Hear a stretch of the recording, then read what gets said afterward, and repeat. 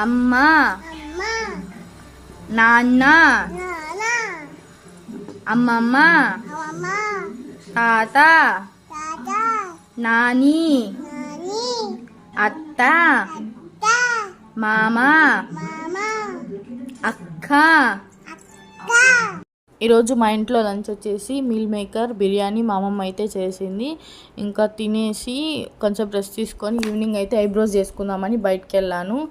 And వచ్చేటప్పుడు ఇక్కడ samosas కనిపిస్తే ఇంకా స్నాక్స్ తీసుకెళ్దాం అనేసి ఇంటికి అయితే రిటర్న్ అయ్యాను.